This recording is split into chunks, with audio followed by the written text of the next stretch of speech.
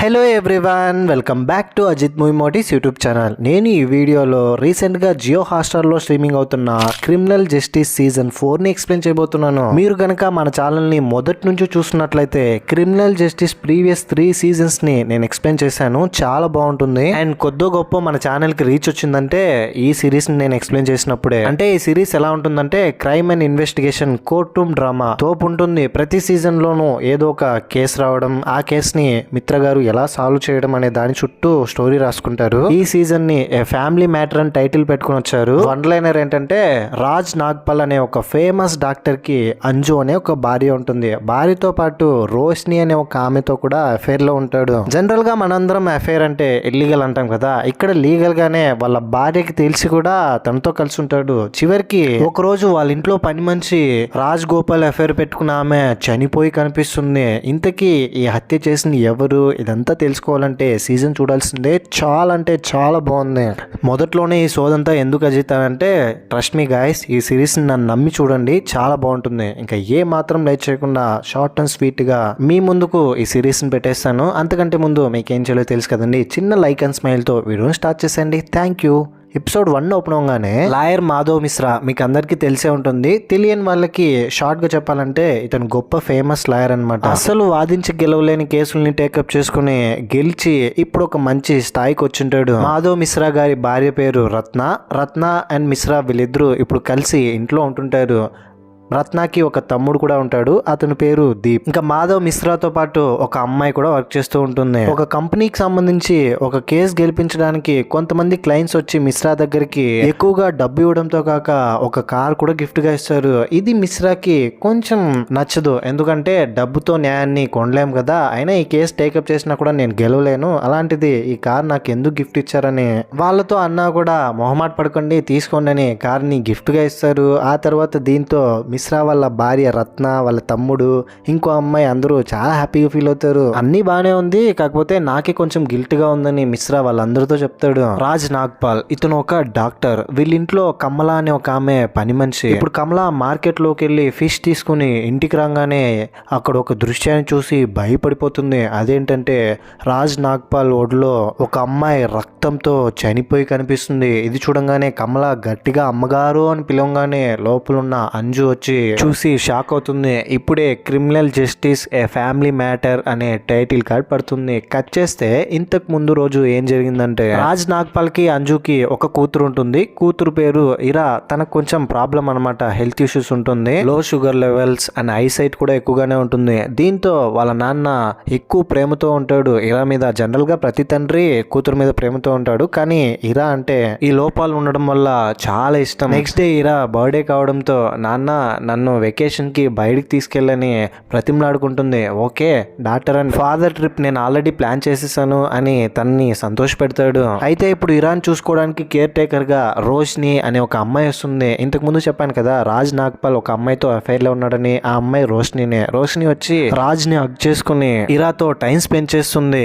అంజు రాజ్ నాగ్పాల్ భార్య కావడం రోష్నికి అస్సలు నచ్చదు. ఎప్పుడు చూసినా జలస్ ఫీల్ అవుతూ ఉంటుంది. కానీ అంజు మాత్రం రోష్నిని యాక్సెప్ట్ చేసి ఉంటుంది. రీజన్స్ అనేవి మీకు ముందు తెలుస్తాయి.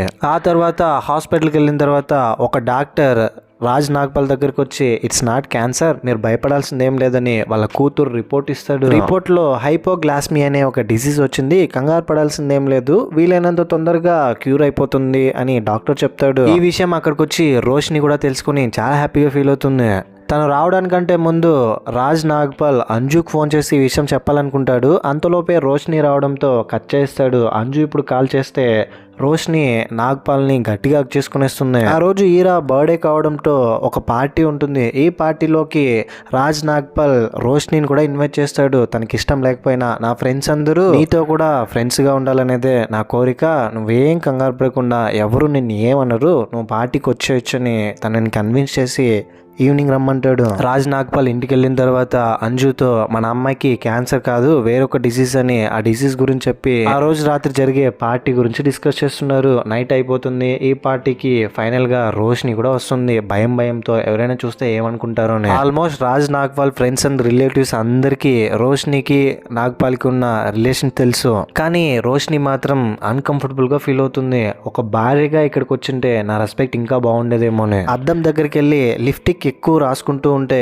అక్కడున్న కొంతమంది ఎంత కాదనుకున్నా అంజునే బాగుంది చూడడానికి అందంగా, ఈ రోష్ని అంత బాగాలేదు అని రోష్ని గురించి కమెంట్ చేస్తున్నారు. ఇది రోష్ని కొంచెం బాధేస్తుంది. అక్కడికి వచ్చే గెస్ట్లందరూ అంజు దగ్గరికి వచ్చి పలకరించడం, రోష్ని అస్సలు పట్టించుకోకపోవడం ఇదంతా కొంచెం అవమానకరంగా కూడా ఉంటుంది. జెలస్ ఫీల్ అవుతుంది అంజుని చూసి. అందరూ కేక్ కట్ చేసి రోష్నిని ఎవరు పట్టించుకోకపోవడంతో బాగా డ్రింక్ చేసి అక్కడ నుంచి కోపం అండ్ బాధతో అక్కడ నుంచి వెళ్ళిపోతుంది.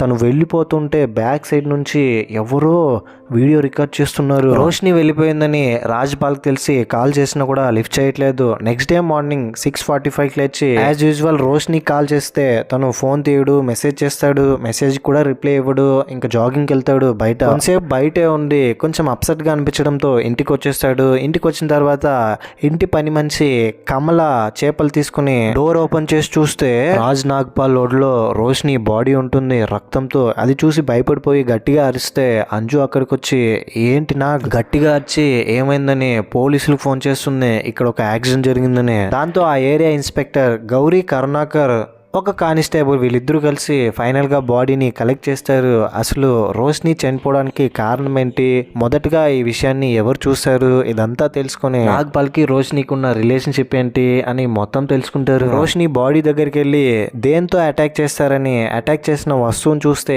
ఏది కనిపించదు. చిన్న గాజు ముక్క కనిపిస్తుంది. దాన్ని తీసి వాళ్ళ డిపార్ట్మెంట్ లో ఉన్న వాళ్ళకి ఇచ్చేస్తుంది.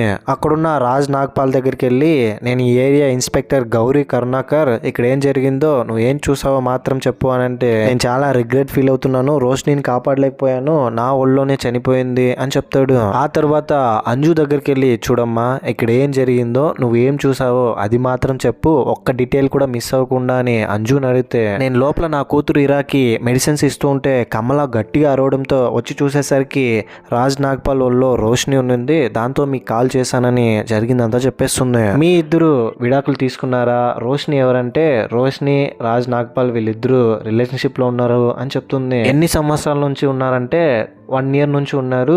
నేను నాగ్పాల్ మేమిద్దరం విడిపోయాం, డివోర్స్ అయితే తీసుకోలేదు, ఇరా కోసమే ఒకే ఇంట్లో సపరేట్ గా ఉంటున్నాం. రాజ్ నాగ్పాల్ రోష్నితో కలిసి ఉంటున్నాడు 1 year గా అని చెప్తుంది. వీళ్ళు సపరేట్ అయ్యి 1 year 5 months అలా అయిపోయిందని. సరే ఇంకా మీకు విడాకులు కాలేదు కాబట్టి యాజ్ ఫర్ రూల్ నేను నీతో చెప్తున్నాను, నాగ్పాల్ని మేము పోలీస్ స్టేషన్ తీసుకెళ్తాము.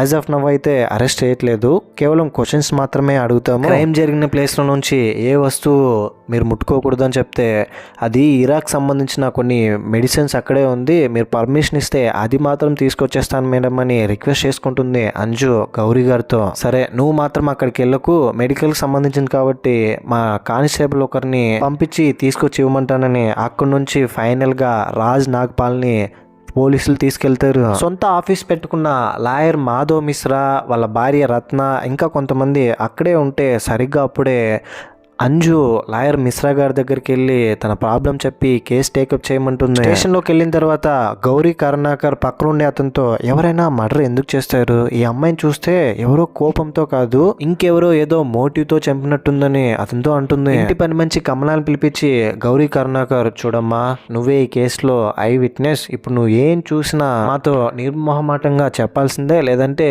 నువ్వే ప్రాబ్లంలో ఇరుక్కుంటావు, నువ్వు చూసింది చూసినట్టు ఏ ఒక్క డీటెయిల్ మిస్ అవ్వకుండా జరిగింది చెప్పు అంటే మొత్తం చెప్తుంది ఫస్ట్ నుంచి ఏం జరిగిందని. ఇటువైపు రాజ్ నాగ్పాల్ దగ్గర చూడండి మీరు వెళ్ళేసరికి ఏం జరిగిందో అది మాత్రం చెప్పండి అంటే నేను జాగింగ్కి వెళ్ళి తిరిగి వచ్చిన తర్వాత తను పడిపోయింది, నేను నా చేతులతో తన గొంతు మీద ప్రెస్ చేశాను, అప్పటికే బ్లీడింగ్ ఎక్కువ అయిపోవడం వల్ల తను చనిపోయింది అని చెప్తాడు. అప్పటికే ఎవరో కట్ చేసి వెళ్ళిపోయారని. గౌరీ కరుణాకర్ పని మంచి కమలాతో ఇంతకుముందు నాగ్పాల్ అండ్ రోష్నికి ఏదైనా గొడవ జరిగిందంటే నిన్న రాత్రి పార్టీలో అయితే గొడవ అయింది, వాళ్ళిద్దరికి మనస్పర్ధలు వచ్చింది, దానికి రీజన్ నాకు తెలియదు అని చెప్తే నేరుగా గౌరీ కరుణాకర్ నాగ్పాల్ దగ్గరికి వెళ్ళి నిన్న రాత్రి నీకు రోషినికి గొడవ అయిందంట, ఏంటి ప్రాబ్లం అంటే అది గొడవ అంతా ఏం లేదు, తన కోపం వచ్చిందంటే తనని ఎవరు పట్టించుకోలేదని సర్ది చెప్పేసరికి వెళ్ళిపోయింది అని చెప్తాడు. చూడండి మిస్టర్ రాజ్ నాగోపాల్ గారు, మీరు మాతో అబద్ధం చెప్పారు.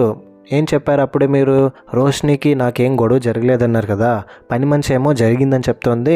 ఎప్పట్లాగే జాగింగ్కి వెళ్ళి హాఫ్ అన్ అవర్ టైం తీసుకుని వచ్చేవాళ్ళు ఇప్పుడు 15 మినిట్స్ ముందుగా వచ్చేసారు. వాటికి కూడా మీరు ప్రాపర్గా రీజన్ చెప్పట్లేదు. సో ఇప్పుడు మీరు ఏం చెప్పాలన్నా కోర్టులో చెప్పుకోండి, అరెస్ట్ చేస్తున్నామని అరెస్ట్ చేస్తారు. నాకు ఒక లాయర్ కావాలని అతను కూడా అంటాడు. లాయర్ మిశ్రా నేరుగా పోలీస్ స్టేషన్కి వచ్చి రాజ్ నాగోపాల్తో, నేను మీ తరపు లాయర్ని, మీ వైఫ్ అంజు నన్ను కాంటాక్ట్ అయ్యింది, సో మీరు ఏం చూసారో అక్కడ ఏం జరిగిందో నిజం చెప్తే మనకే మంచిది, ఫర్దర్ గా ఎలా మూవ్ అవ్వాలో ఒక క్లారిటీ వస్తుందని జరిగిందంతా మళ్ళీ అడుగుతాడు. జరిగిందంతా విన్న తర్వాత ఇప్పుడు పోలీసులకి మర్డర్ వెపన్ దొరకలేదు, ఇప్పుడు మర్డర్ వెపన్ దొరికినంత వరకు ఈ కేసు మనకి ఫేవర్ గానే ఉంటుంది. నువ్వే హత్య చేసావని వాళ్ళు కంప్లీట్ గా నిర్ధారించలేదు. ఇక నుంచి నువ్వు ఎవరు ఏం చెప్పినా వినకూడదు, ఎవరితోనూ ఏం మాట్లాడకూడదు, కేవలం నాతో మాత్రమే మాట్లాడాలి, ఎవరు ఏమన్నా కూడా సైలెంట్ గా ఉండిపోవాలి అని చెప్తాడు. నెక్స్ట్ డే కోర్టులో కాతాం అనే ఒక లాయర్, కేసు ఇంకా ఇన్వెస్టిగేషన్ నడుస్తుంది కాబట్టి రాజ్ నాగ్పాల్ ని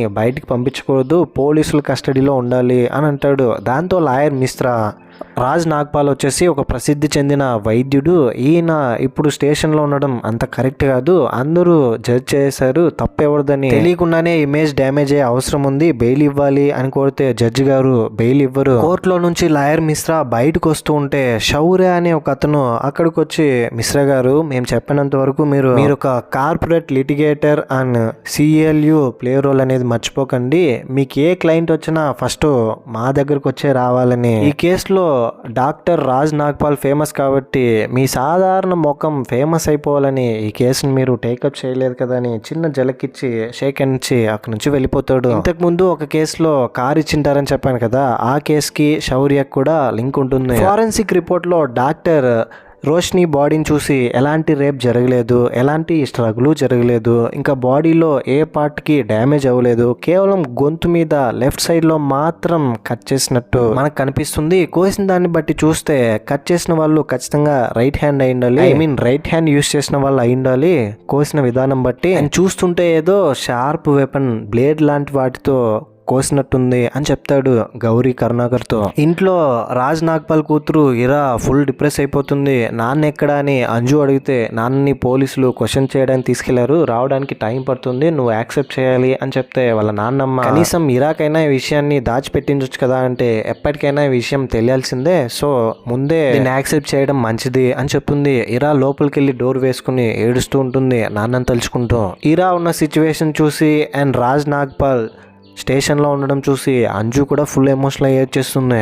ఇన్స్పెక్టర్ గౌరీ కరుణాకర్ రాజ్ నాగ్పాల్ ఫ్రెండ్స్ అందరిని పిలిపించి అండ్ ఆ రోజు రాత్రి పార్టీకి ఎవరైతే అటెండ్ అయ్యారో వాళ్ళందరినీ పిలిపించి అందరి దగ్గర స్టేట్మెంట్ తీసుకుంటారు. అందరూ పార్టీ చాలా బాగా జరిగిందని, రాజ్ నాగ్పాల్కి రోషినికి మంచి రిలేషనే ఉందని, ఈ విషయం వాళ్ళ వైఫ్ అంజు కూడా తెలుసని యాజ్ యూజువల్ పోలీసులకు తెలిసిన ఇన్ఫర్మేషనే ఇస్తున్నారు. టీవీ ఛానల్స్ లో కూడా ఈ న్యూస్ ట్రెండింగ్ చేసేస్తున్నారు. సరిగ్గా అప్పుడే రోషిని వాళ్ళ మదర్ వచ్చి గౌరీ దగ్గరికి, మా అమ్మాయిని నాకు ఒకసారి చూపిస్తారా అని అడుగుతుంది. ఇంకోవైపు మాధవ్ మిశ్రా వాళ్ళ ఫ్యామిలీ మెంబర్స్ అందరూ ఈ కేసు గురించి డీప్ గా స్టడీ చేయాలని, ఇంతవరకు వాళ్ళకి తెలిసిన ఇన్ఫర్మేషన్ ప్రకారం యాక్ట్ చేసి ఒక అవగాహనకి రావాలనుకుంటారు. మాధవ్ మిశ్రాకేమో రాజ్ నాగ్పాల్ పాత్ర, రత్నాకేమో పని మంచి కమలా పాత్ర. పని మంచి క్యారెక్టర్ గా నేను చేయాలా, నేను చేయనండి అనడంతో సరే ఓకే, ఏకంగా రోషిని పాత్రే చేయి, నువ్వు వెళ్ళి అక్కడ పడిపో, నేను వచ్చేసరికి చావు బ్రతుకుల మధ్య పోరాడుతూ ఉండని మిశ్రా గారు అక్కడికి వెళ్ళిన తర్వాత రత్న రోషిని లాగా యాక్ట్ చేస్తుంది. ఆ తర్వాత పని మంచిగా రత్న వాళ్ళ తమ్ముడు వచ్చి చూసి షాక్ అవుతాడు. మొత్తం అయిపోయిన తర్వాత ఓ ఆ ఇంట్లో ఇరా అనే ఒక అమ్మాయి కూడా ఉంది కదా, ఆ అమ్మాయి క్యారెక్టర్ని ఎవరు ప్లే చేయలేదని మనం ఇరా వైపు కూడా ఒకసారి ఆలోచించాలి కదా, మర్డరర్ ఇరానే ఎందుకు అవ్వకూడదు, ఈ పాయింట్ ఆఫ్ వ్యూలో కూడా మనం ఒకసారి థింక్ చేయాలని మిశ్రా గారు అంటారు వాళ్ళతో. అండ్ ఇటువైపు గౌరీ ఏమో రోషిని బాడీని వాళ్ళ అమ్మకు చూపిస్తుంది. రోషిని బాడీని వాళ్ళ అమ్మ చూసిన తర్వాత ఫుల్ ఎమోషనల్ అయ్యి చేస్తుంది. క్రైమ్ స్పాట్ లో దొరికిన ఫొటోస్ అన్నిటిని అబ్జర్వ్ చేస్తున్న గౌరీకి మర్డర్ వెపన్ దొరికిందని నేరుగా మళ్ళీ రాజ్ నాగ్పాల్ ఇంటికి వెళ్ళి క్రైమ్ స్పాట్లో క్రైమ్ జరగడానికంటే ముందు ఈ ప్లేస్లో ఒక అవార్డు ఉండింది. ఇప్పుడు అది కనిపించట్లేదు, ఫోటోలో కూడా చూడొచ్చు. ఈ అవార్డులో వచ్చిన అంటే పగిలిన ముక్కతోనే కట్ చేసినట్టున్నారు నెక్ని. ఈ అవార్డుని ఎక్కడ తీసుకెళ్లారు అని ఆ అవార్డు గురించి వెతకడం స్టార్ట్ చేస్తుంది. ఆ లోపలే మిశ్రా గారు కూడా రాజ్ నాగ్పాల్తో మాట్లాడాలని అక్కడికి వచ్చింటాడు.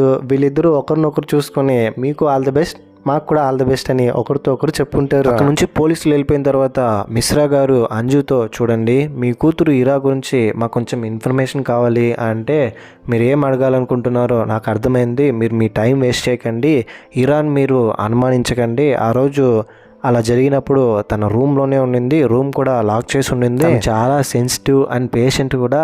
And one more thing, ఇరాకి Roshni అంటే చాలా ఇష్టం, తను ఎలా ఈ పని చేస్తుంది, మీరు కావాలంటే తనతో మాట్లాడండి, సెన్సిటివ్గా డీల్ చేయండి అని ఇరా దగ్గరికి వెళ్ళి, చూడమ్మా ఇతను మాధవ్ మిశ్రా నాన్నగారి కేసు విషయంలో మిమ్మల్ని కొన్ని క్వశ్చన్స్ అడగాలంటే ఇక్కడ తీసుకొచ్చాను, నన్ను అడిగింది అయిపోయింది, ఇప్పుడు నిన్ను అడగాలంట, అడిగిన దానికి మాత్రం భయపడకుండా సమాధానం చెప్పని అక్కడి నుంచి వెళ్ళిపోతుంది. దాంతో మాధవ్ మిశ్రా ఇరాతో, చూడమ్మా మీ నాన్న గురించి ఏదైనా చెప్పు అంటే నాన్నని ఎప్పుడు తీసుకొస్తారు అని చెప్తుంది. అండ్ అంతేకాకుండా నాన్నని త్వరగా తీసుకురండి అని చెప్తూ పేపర్ మీద డ్రాయింగ్ వేస్తున్నానని ఒకే చోట రుద్దుతూ ఉంది. ఇదంతా మిశ్రా గమనిస్తూ ఉన్నాడు. అండ్ ఇంకోవైపు గౌరీ కరుణాకర్ అక్కడ నుంచి వెళ్ళిపోతూ ఆ ఏరియాలో చెత్త తీసుకెళ్తున్న మనీష్ అనే ఒక అతన్ని ఆపి, ఏంట్రా ఇక్కడ ఏం చేస్తున్నావు అంటే, అదా చెత్త తీసుకెళ్ళడానికి ఇక్కడికి వచ్చాను మేడం అని చెప్తాడు. దాంతో క్రైమ్ జరిగినప్పుడు నువ్వు ఎక్కడున్నావు ఏం చేస్తున్నావు అంటే, నేను రోజులాగానే ఇక్కడికి వచ్చి ఈ టైంలో చెత్త తీసుకెళ్ళిపోతాను